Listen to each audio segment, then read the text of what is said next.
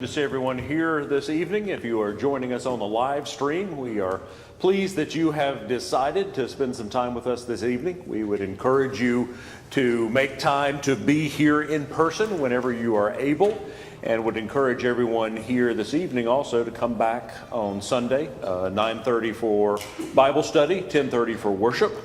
And we look forward to the first day of the week, but it is always nice to have an opportunity in the middle of the week to come together to enjoy some time together, some laughter, some fellowship, and would encourage you to take advantage of the time this evening.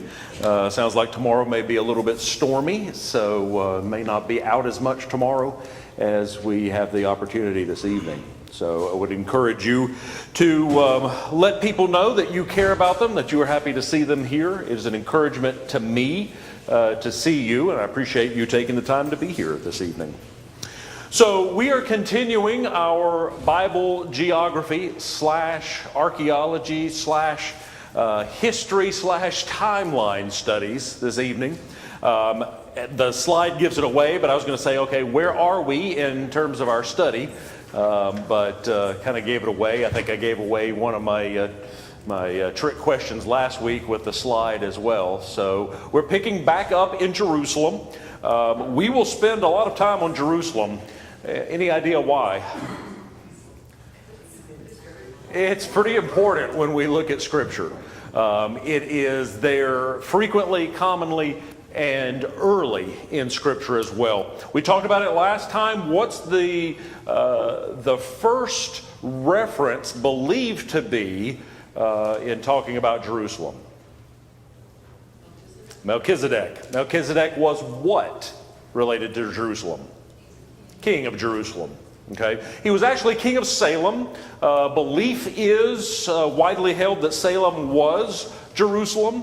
But from the things we have seen thus far, and we'll see more as we move through this study, the Jerusalem of Melchizedek's day could have been in a completely different place, and certainly would not have been the same city that we will talk about, obviously in modern times, but even when we get to New Testament times, it will be quite a bit different as well.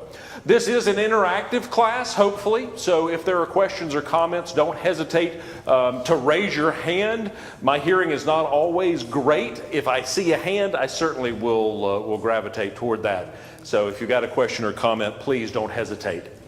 I do like to start at this zoomed out map. We're looking at roughly a quarter of the world's land mass when we see this, and we start to focus in on the area that we are talking about.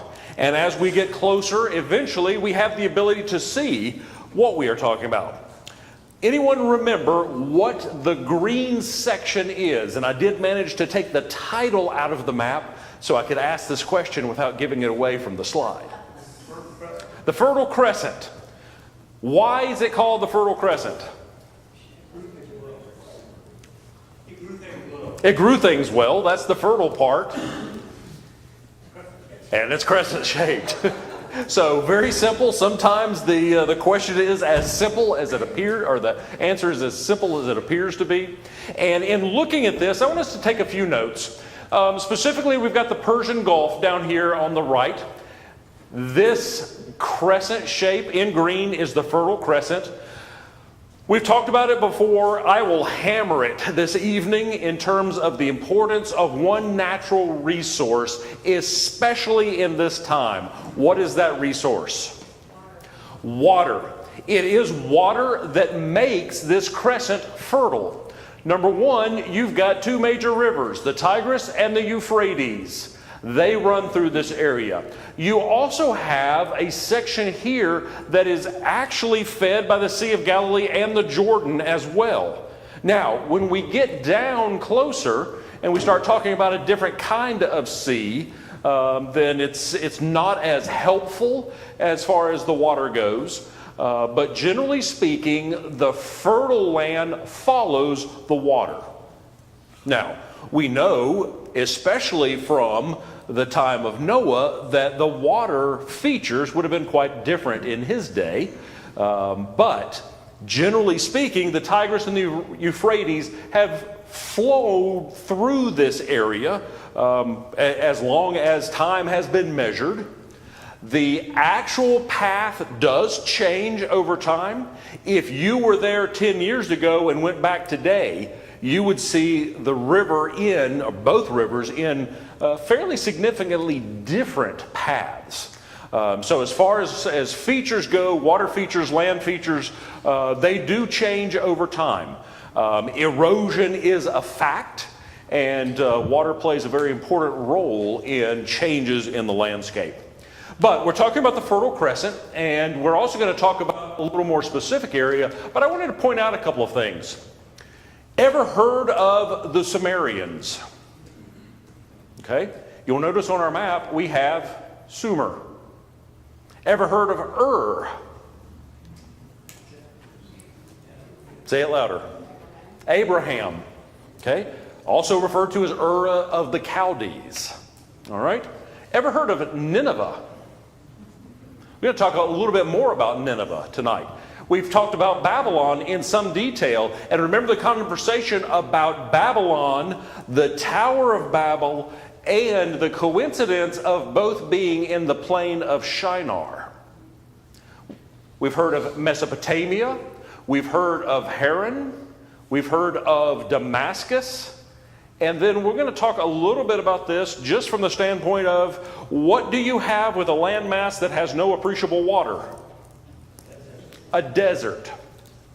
Would we today get in our Land Rover and head out across a desert? Some would. I heard someone say yes. Not without a lot of planning. Because even the documentaries, even the car shows that my son likes so much, if they are going into a desert, they have supply drops go ahead of them. In the age that we are talking about, Old Testament, even through New Testament times, getting across this desert was not a smart thing to attempt. And that's going to be significant in some of the things that we're going to talk about. Because if we happen to be in Babylon and we wanted to go to Jerusalem, any guess how far it would be? Straight across. You're getting to my trick already, yes. Straight across, what would you guess? 300 miles. A little more. 500 miles. Now, the problem is, in Old Testament times, you wouldn't march an army across that desert.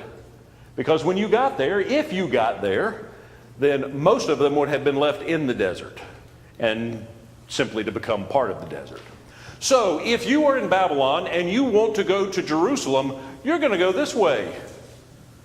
Okay? Because you've got the Fertile Crescent. The Fertile Crescent means cities.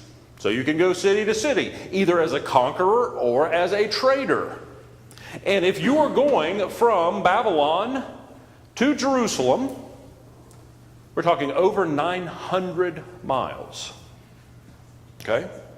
So we're talking a little bit tonight about distances to help put some of this travel conversation into perspective. 900 miles would take us how long? Back then.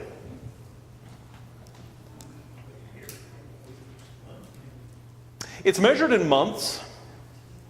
But the average travel in Roman times for someone with healthy animals and a cart was a maximum of 30 miles a day in the summer. In the winter, it was more like 12 to 15 miles a day. Why would winter have made a difference? Shorter days. There's another aspect too. More moisture. It gets hard to go through dirt when it's really, really wet. The days are short and the temperatures are cooler than what you're used to.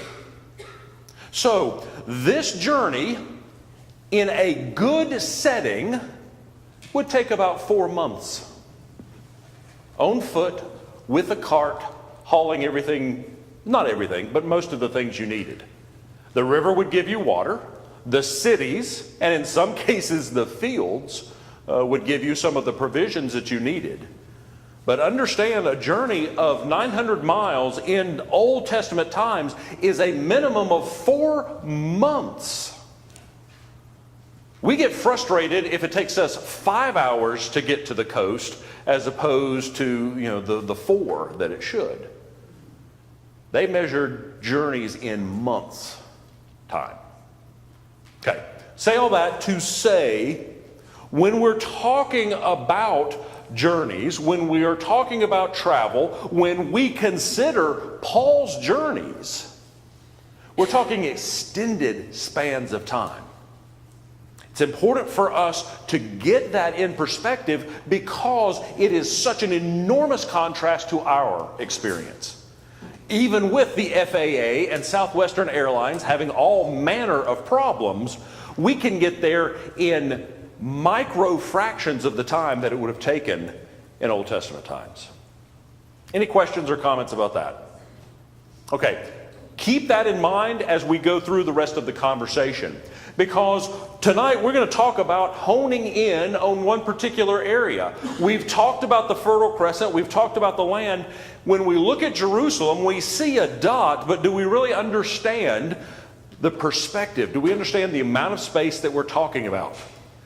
That dot, that little rectangle that we just looked at, is now what you see on the screen. This is the land that was designated for the tribe of Benjamin. Okay? So in this area, we see, Joshua 18 talks about the land given to Benjamin. And we see cities that we've already read about. See Jericho, we see Gibeon, we see Ai, we see Bethel, and then we see the tribes that surrounded the area. But what we're really talking about tonight is Jebus. What's another name for Jebus? Jerusalem, obviously. What's another name for Jebus and Jerusalem?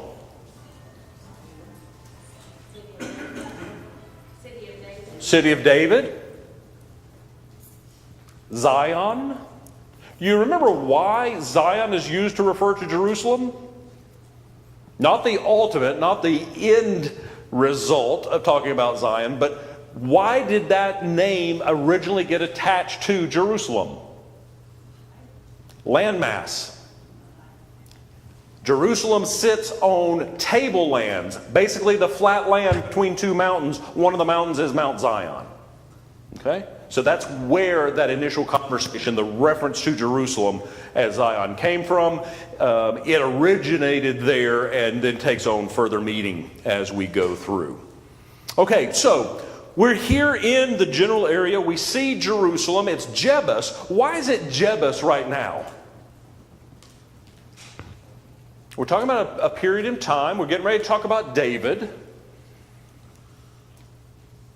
Jebus was the name before Israel had much to do with it. And when we read passages about it, we find that it was inhabited by the Jebusites. The reason I bring that out and make kind of a labored point is that quite often the name of a people is derived from the land in which they reside. It's true today. We would refer to ourselves as South Carolinians because we reside in South Carolina. Jebusites were referred to that way because they lived within Jebus, which was a city. Now, when we think about this particular area, if we could look at a population map right now, that whole area basically would look like a giant city. In terms of modern times, if we think about New York, if we think about Atlanta, we see these massive, sprawling cities. But we're talking about a time here, brethren, when this city was essentially its own country. From our standpoint, there wasn't a lot in this area where there are no dots. It's not like you were moving out to the suburbs. You were either in a populated area or you were out in the middle of nowhere. We'd say that today, and in a lot of cases, we'd still be able to see a house and have paved roads. Not here. So the Jebusites were referred to as such because they lived in the city. The city was essentially their entire nation, and the one over Jebus was called the king. Much like Melchizedek was referred to as the king of Salem, because before the Jebusites, he had this city. Okay, does that make sense? Jennifer kind of looks crossways at me when I say that. I ask that question a lot because it makes sense in my head, but I want to make sure that we understand and that it's relevant to our conversation at this point. So if I don't make sense, don't hesitate to stop me. So we're talking about Jebus. We're looking at the fact that David approaches this city, and it's going to become the city of David, but what has to happen first?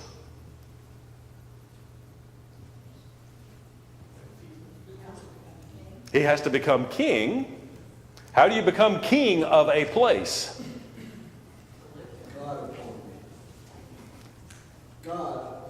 God appointed him, yes. In terms of pure physics, how do you become, how do you take a city from being the city of the Jebusites into being the city of David? You get rid of the Jebusites. Precisely. You get rid of the inhabitants that are there. Now, that may be, in some cases, a little more difficult, at least from man's perspective, than we would think. This is an architect / archaeologist rendering of the early walls of Jebus. So we see the wall, and then there's this weird jut in the wall, and then the wall continues. I clipped the photo, but if we looked at the whole thing, that wall would continue off this way. This one continues off that way to a gate probably right about here. But right there, we've got this jut. Any idea what on earth that would be?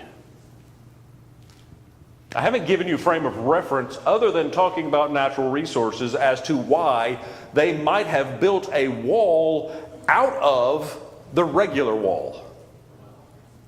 They are protecting their water, which resides in here. Okay? Jerusalem to this day gets water from the Gihon Spring.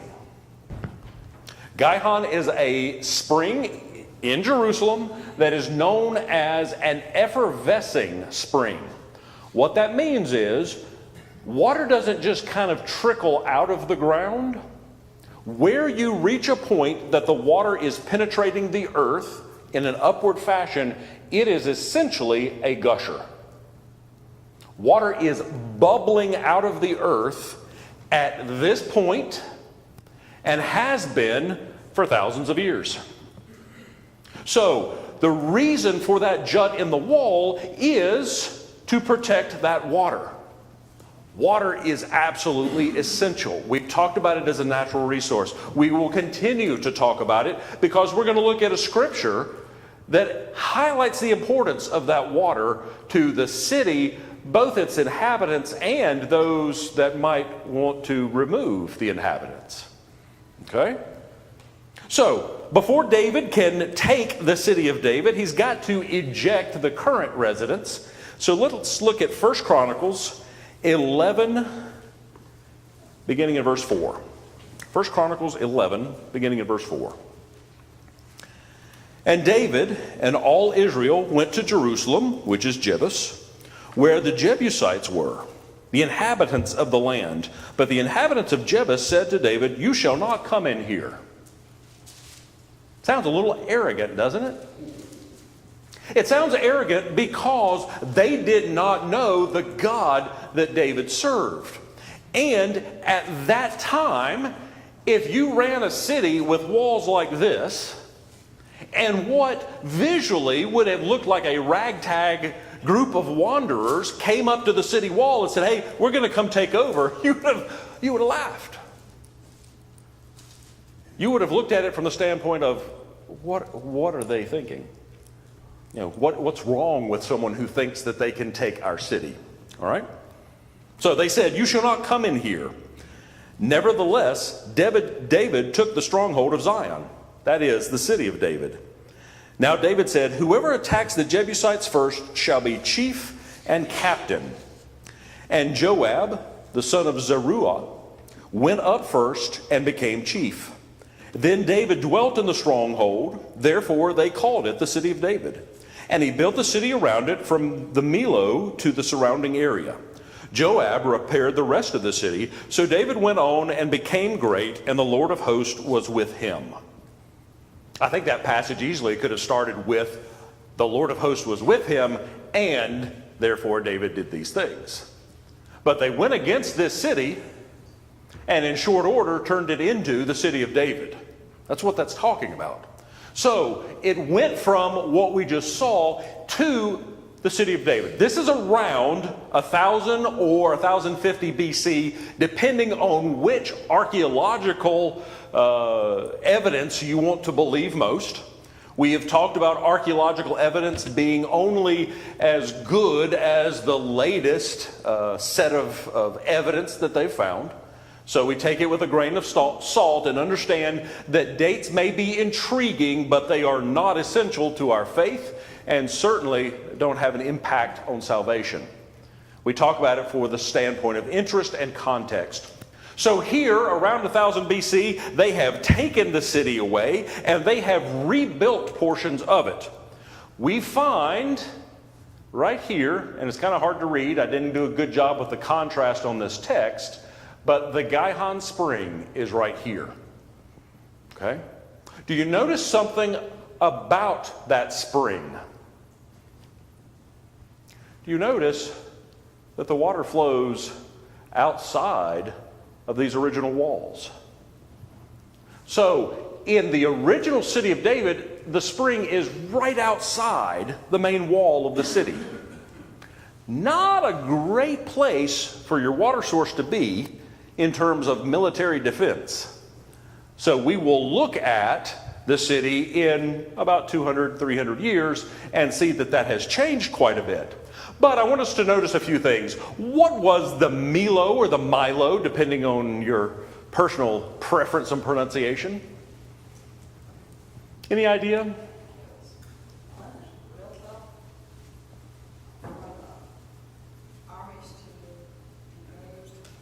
It was a high spot essentially designed as the citadel. You see here the enlarged citadel, but when David took it over, it was the high spot designed for military observation and defense. Okay? So that is where David went immediately based on Scripture, and they built out from there. The water gate, 2 words, not Washington, D.C. Watergate, but the water gate in Jerusalem was the gate closest to that spring. Why would they have had a gate close to that spring? For those who need to bring water in. Okay? So, there is a gate there in David's time. We have a pool. Obviously, they would allow water to accumulate. It's gushing out of the ground. And if you've ever messed with water, if you've dammed up a stream in your backyard or down in the woods behind your house like I did as a kid, the water's going to go somewhere. So they would build pools to collect the water. They would build channels to direct the water. And then ultimately they would build even larger pools for essentially community use. And we'll talk about the pool of Siloam in a little bit as well. So water is essential. The nice thing about Jerusalem is you've got it available.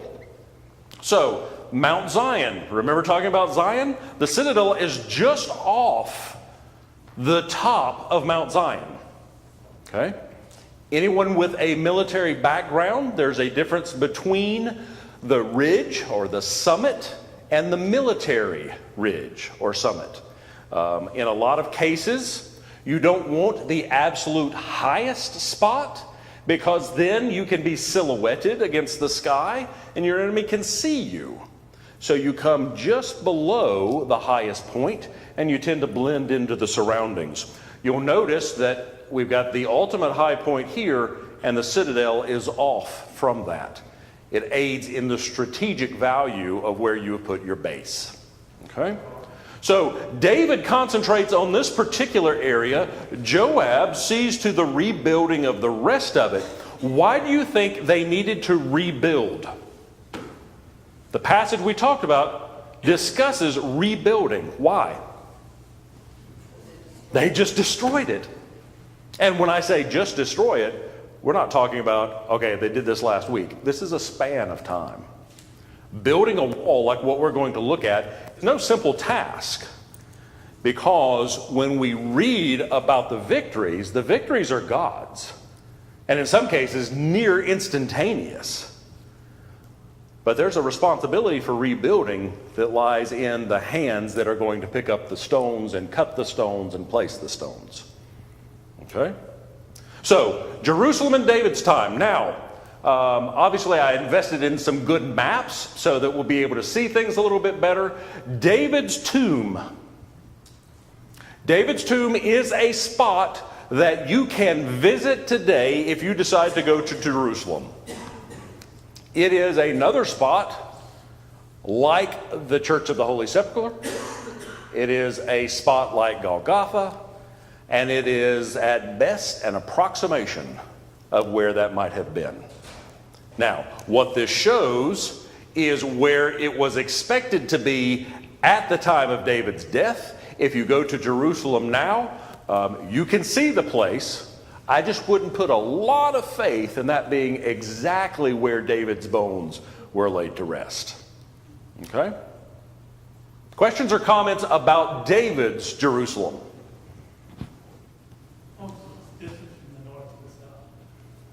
That's a good question. I don't know.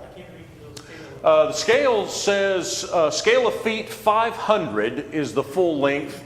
So we're probably talking less than a mile top to bottom. Okay? And if you look at Jerusalem today, you would think, well, that's kind of on par with maybe New York or Chicago. The interesting thing about Jerusalem is that it is undulating land. If you go to Chicago and go up in what used to be the Sears Tower, you can see all of Chicago on a clear day. Years ago, growing up in North Carolina, I went to see a young lady in central Illinois. And I crossed over into, Indiana, Illinois, and I was convinced that that had to be the flattest spot on earth. Okay? So in a city like Chicago, you can see pretty much all of the city. In Jerusalem, depending on where you are, and obviously this is an ancient map, not a modern map, it can be very hard to see a lot of the city. There are great spots, especially along what exists of the wall today, where you can look down into essentially a valley and see maybe as much as a fifth of the total mass. But it is an undulating area, so it can be hard to see all of it and get a real feel. Not this week, probably next week we will look at some more modern photos of the area and talk about what Jerusalem looks like today. A lot bigger than it was in David's time. Okay, so let's talk a little bit about the water system. This comes into play a little bit later in Scripture, and it is pretty essential. We talk about David conquering Jebus, and there's speculation that Joab entered through the Gihon Spring. Now, it was fortified at the time that David took over the city, okay?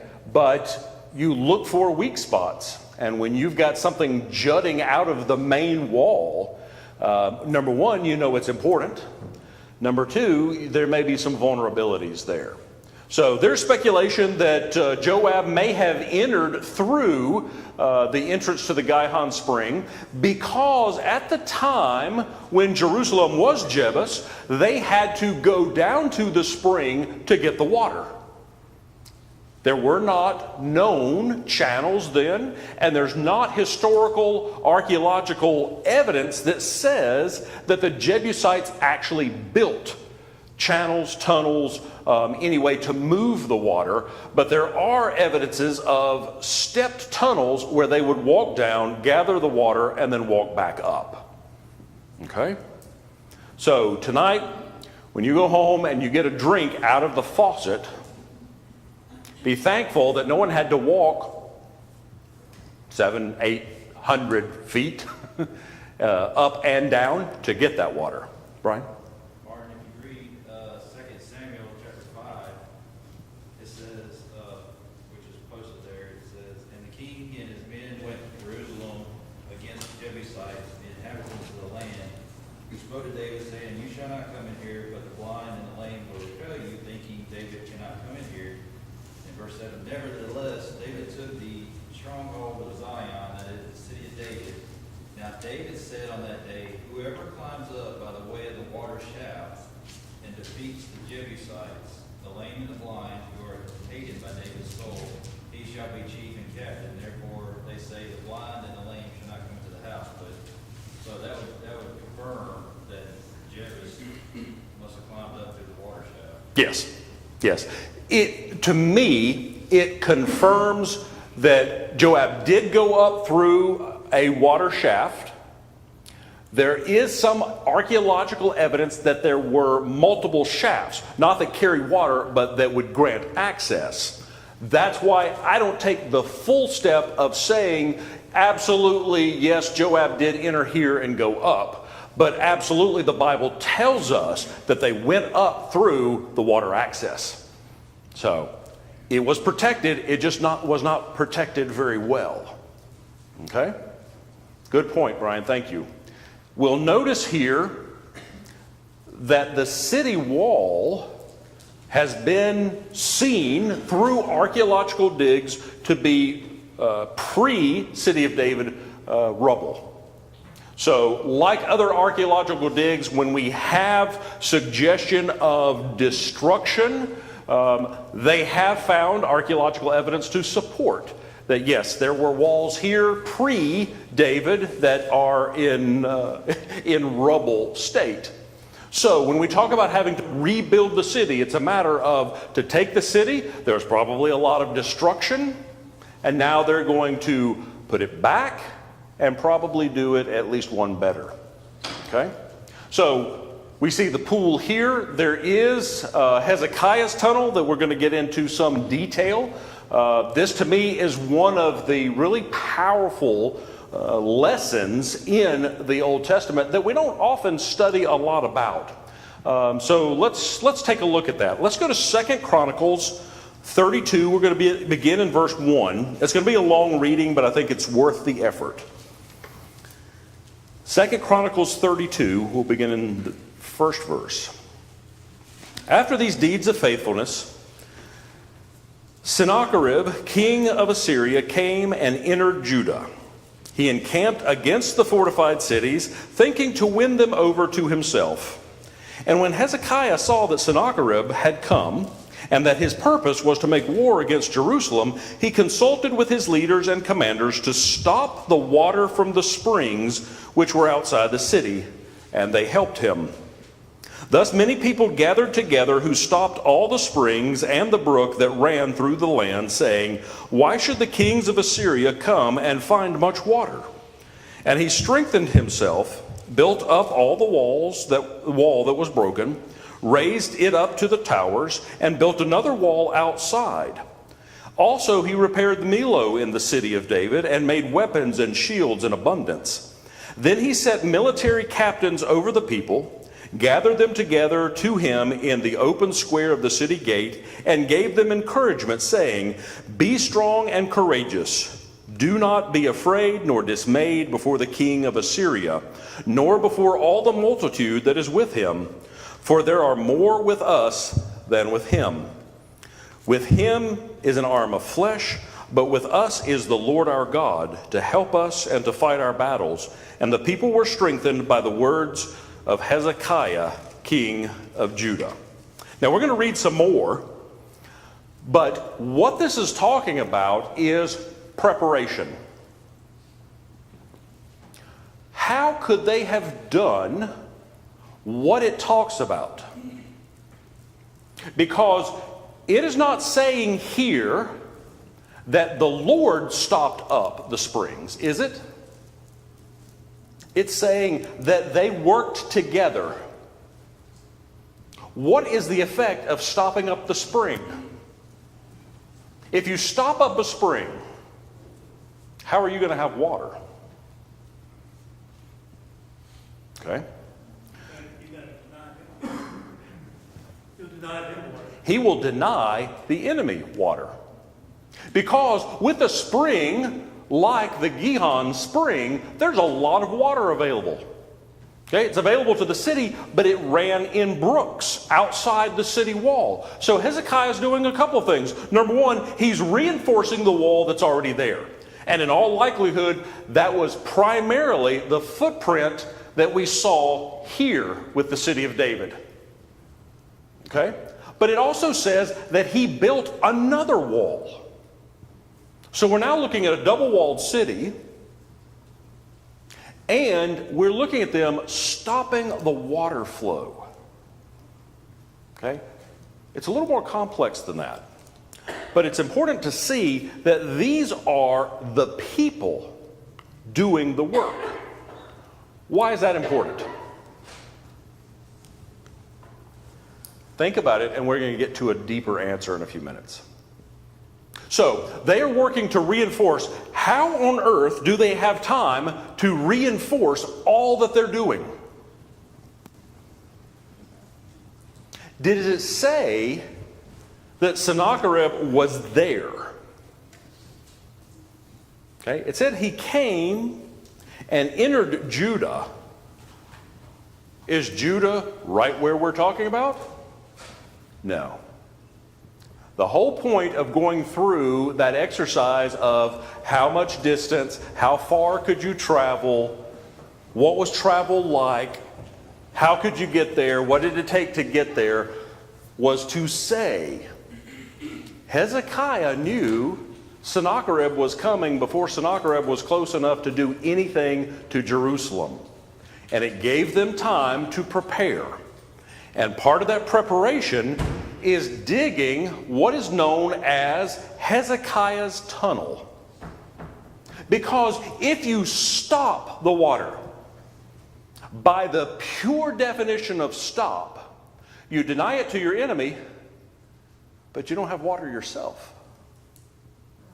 Hezekiah and the people of Jerusalem built a tunnel 1,750 feet long underneath portions of the city of Jerusalem. We're going to look at some more details. Okay? So, we've got the water, we've got a pool. Right now, that's outside the city walls. Hezekiah's working on walls around that. Okay? But here's something he's got to be really concerned with. This is about a 1924 photograph of the entrance to the Gihon Spring. The reason for showing this is to dispel us all of the Hollywood myth that a spring is something you find just bubbling up out of the ground with easy access. So in 1924, this is the way you would get down to the Gihon Spring. In 1898, this is the way an artist rendered the access to the same place. And today, this is what it takes to get to the Gihon Spring. It is not a matter of you're just going to walk up to this spring and see it like you would Old Faithful. You're going to have to work for this. They had to work for this. This is at the bottom of the stairs that those individuals were going down. And here, it's hard to see in this photograph, but there is a cut here and there is a cut this way. This is entering Hezekiah's tunnel. And this little tag right here, the top part is referring to Hezekiah's tunnel. Most of it is in Hebrew, but in small print, it's got the English version. And then this is referring to a Canaanite tunnel. It says, Canaanite tunnel to the left, dry path. Hezekiah's tunnel straight ahead, wet path.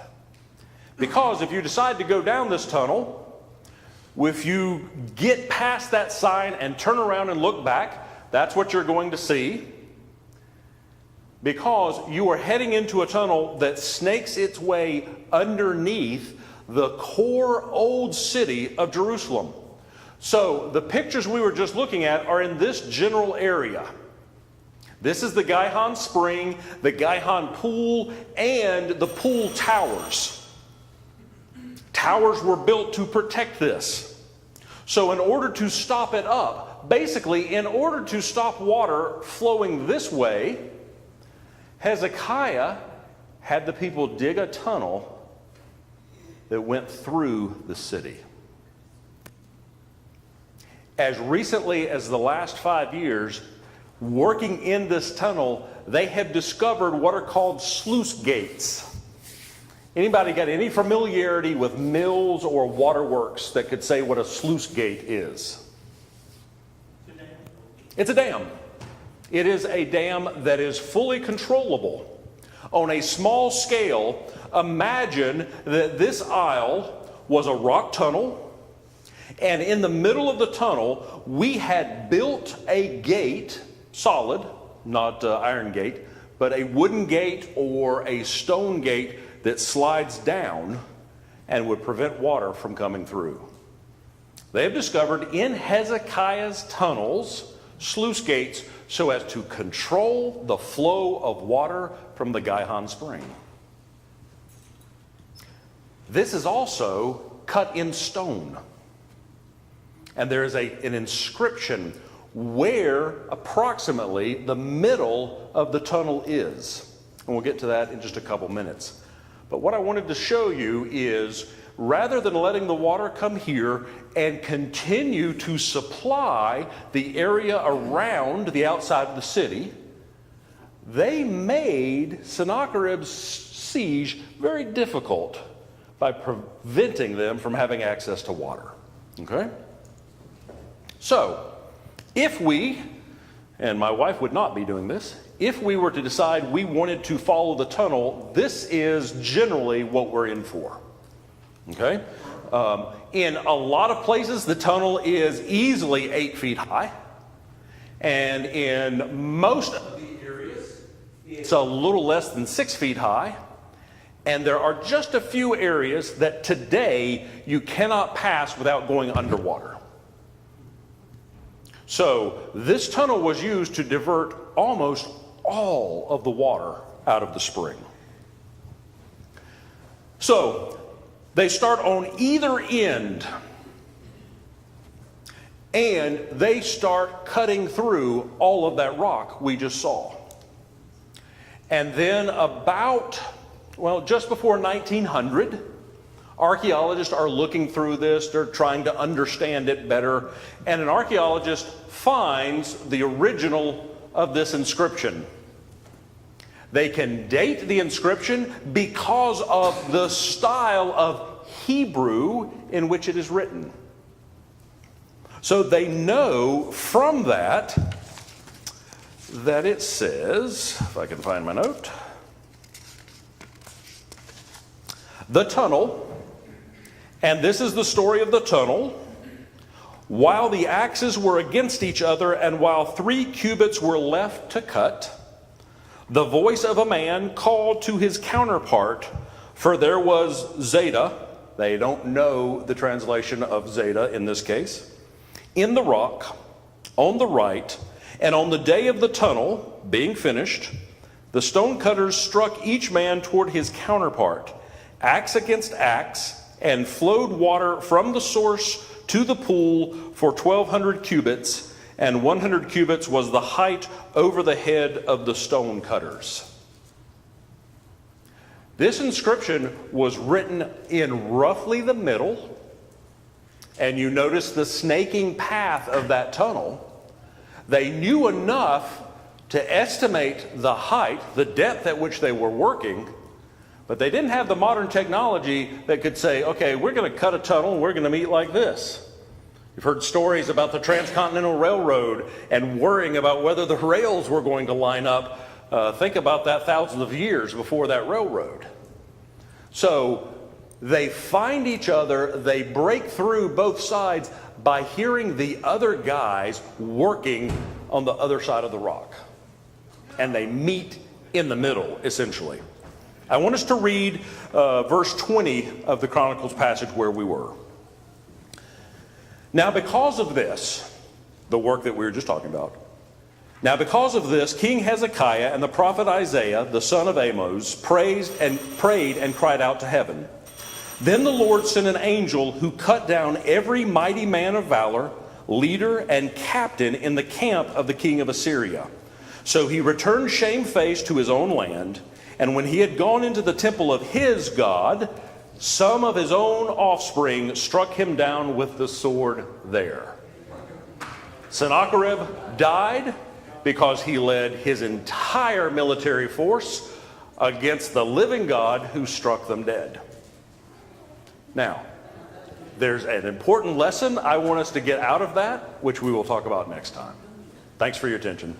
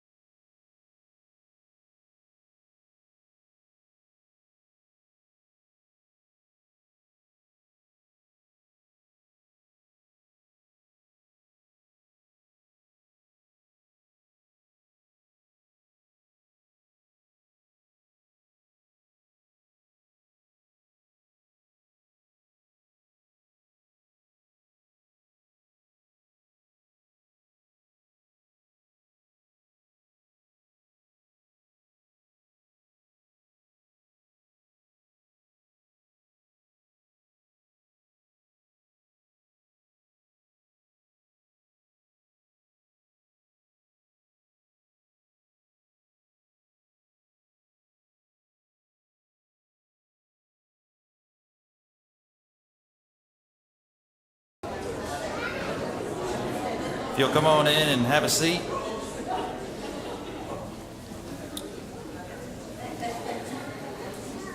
Got a few announcements tonight.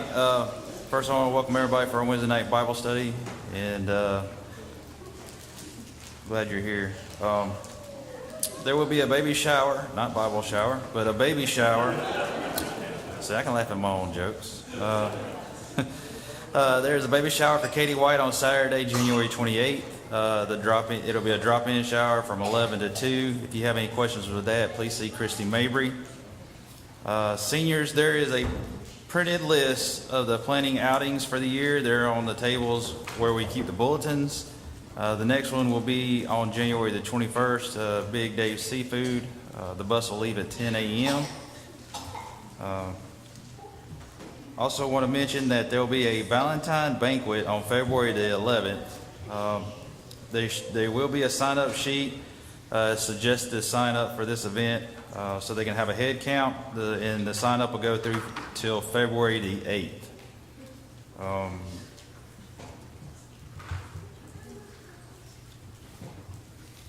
Tanya Lindsay, which is Robbie Craig's mother, she is at home. The family of Judy Addington passed away. This is a friend of Billy Miller. He asked that we would continue to pray for that family. Debbie Pye, I heard that her knee surgery went well. There's multiple things that they told her, so get in touch with her and see if she needs anything. And speaking on that, Sally wants to meet with the ladies after the Devo tonight to see about setting up a meal train for her. This month contains a fifth Sunday, so make plans to do the 2x4 Sunday. The contribution that's given on that fifth Sunday, the excess that exceeds our budget, it goes towards mission work. So got a couple of people that are sick tonight. Sydney's at home. He's got a really bad cold. Cheryl has a friend that is having surgery. Her name is Laura Fernandez. So she's asked prayers for that. Bob Healy is also at home sick. And one other thing, if you can help, we need people to go to the fellowship hall after the Devo, and I guess after the ladies thing, if you have time, for the chair folding tonight. This Saturday will be the closed closet, so there'll be we need to fold chairs tonight, and then tomorrow night at 6:30, they'll be setting up, so if you'd like to help with that. And then, of course, the closed closet is this Saturday. They changed the time from 9 a.m. to 11 a.m., so make a note of that. If there are no other announcements, we'll start our Devo.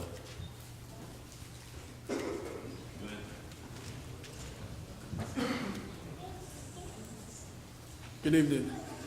First song tonight will be number 315. 315. I'd like to stay here longer than meant a lot of days and watch the fleeting changes of life's fleeting ways. But if my Savior calls me to ask me home on high, I'll live with Him forever in glory by and by. Oh yes, I'll live in glory, living by and by. I'll tell and sing my story of there on high, there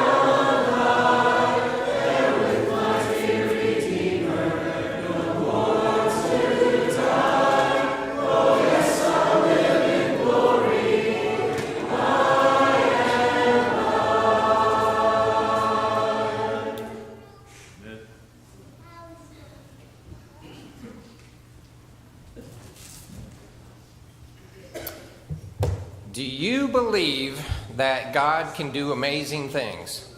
Yes. Well, I appreciate that for all those yeses and amens. So I'm going to share a personal story. This is not the parable of the ring, but hopefully you'll get the point by the end of my story. So last summer, Christy and I went to help care for her parents in Searcy, Arkansas, as we have done for the past few years. We stayed about a week or week and a half. And it was 100 degrees that week, and we worked outside a good bit during that week. So we finished up the week, and we were heading home. We got about 2 hours away from her parents' house, and I'm one of those one-hand drivers, like this, and not 10 and 2, like this. And I looked down, and I noticed that my wedding band was gone. This wedding band, Christy had made for me for our 25th anniversary, and it was really special to me. We will have been married 40 years this June, so that's a long time to have this ring. So I got thinking about it, and it hit me where it might be. So I had got up in the middle of the night, and I was washing my hands at the sink, and I heard something drop. Well, I had taken my wedding band off because we were running chainsaws and weed eaters and trimming and different things. So I normally take it off if I'm working on a car or doing work outside, plus it was 100 degrees. So it dawned on me that in the middle of the night I heard this sound, and I had knocked it off of the sink. So to the right of the sink was a trash can, and there was carpet on that side. So we immediately called her parents and asked her dad to go out in the bedroom and look to see if he could find the ring on the floor. And so Christy said, well, if it may have fallen in the trash can, and if it did, you know I always clean up, so I took the liner out of the trash can and I set it by the front door so that Dad could take it and throw it in the furnace. So, okay.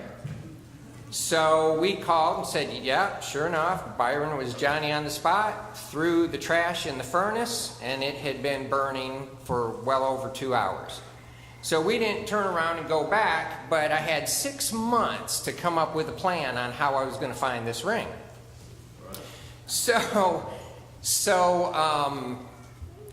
when we went just recently over Christmas, we were sitting at the dinner table, and I specifically asked Byron, Christy's dad, what this furnace was made up of, because it burns 24/7. They heat their water with it and their house, and it runs all the time, and he just keeps throwing wood in it.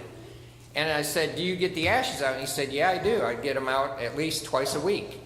And I said, what do you do with them? He said, well, you know, the big ash pile is out there. So that's the ash pile. And so it is approximately 4 feet tall and runs about 15 feet long.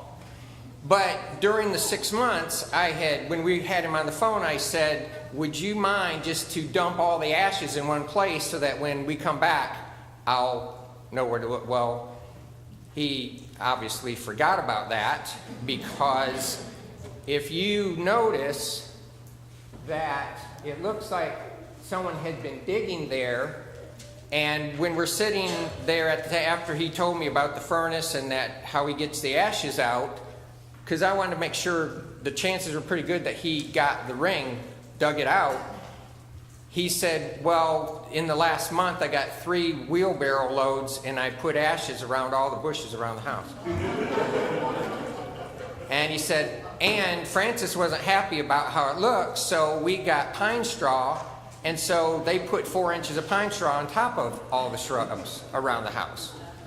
So Thus, do you believe that God can do amazing things? So I had this idea that I was going to get a metal detector. And it had to be able to work on certain kinds of metal and different things. So I found out, or heard through the grapevine, that Joe Pepper had a metal detector. So he brought it to me graciously, showed me how it worked. I tried it out on another ring that I had bought. By the way, this is my third wedding band. So I was determined to find this wedding band.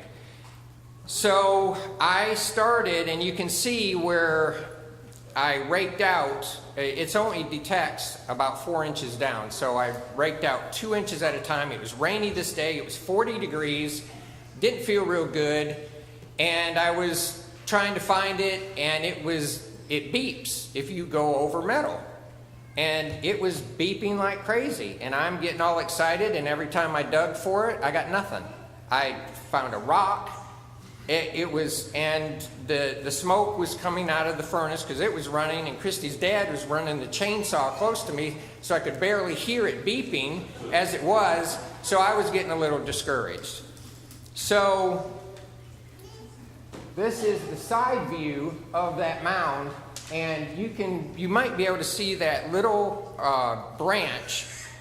That is the spot that after 30 minutes, I was about to call it quits. 30 minutes. But I'd waited 6 months to look for this ring. And I just happened to walk around the right side.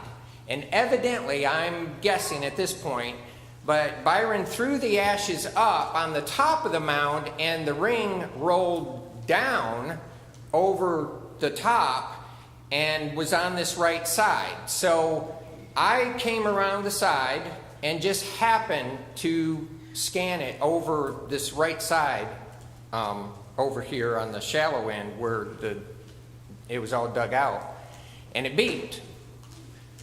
So I found a paint roller, a small paint roller with the roller not on it so I could dig, and I pushed it down in about 1.5 inches to 2 inches and pulled, and my ring popped out of the ground. And I was remembering Joshua's sermon about how David was leaping around in the room dancing, and Byron just happened to look over and saw me, and he got even more excited than I did that I found it. So I was able to find the ring. So my point is, I'm going to read a couple scriptures first. I can do all things through Christ, Philippians 4:13. If you have faith of a mustard seed, you can move mountains, Matthew 13:32. Without faith, it is impossible to please him, for he who comes to God must believe that he is, and he is the rewarder of those who seek him. Hebrews 11:6. So in the Bible, the context of having faith and believing are used simultaneously a lot. And I hadn't really thought about that much. What's the difference between faith and believing? And Webster uses them very simultaneously as well. If we believe that we can do something, we will act on it. If we believe that God can help us with something, we will also act on it.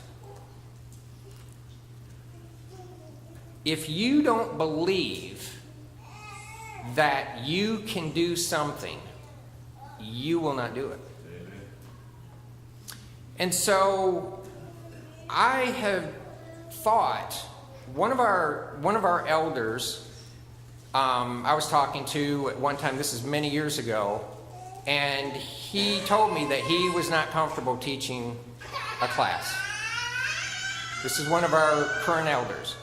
One of our current deacons once told me that he wasn't comfortable helping lead in the worship service.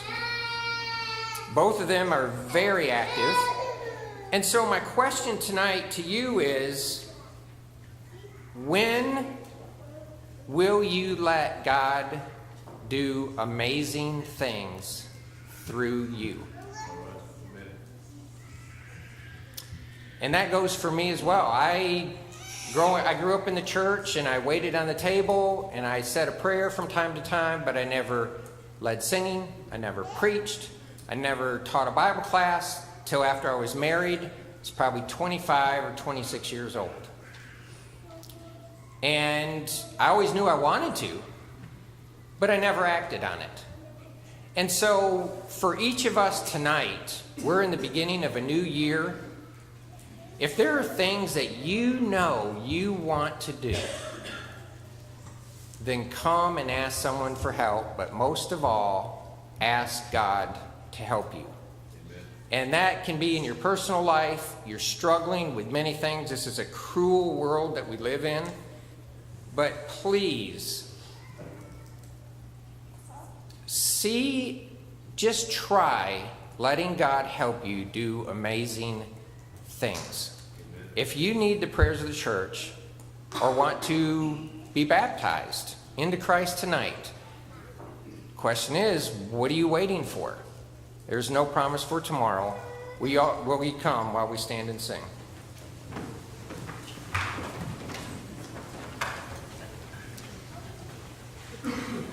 Have thine own way.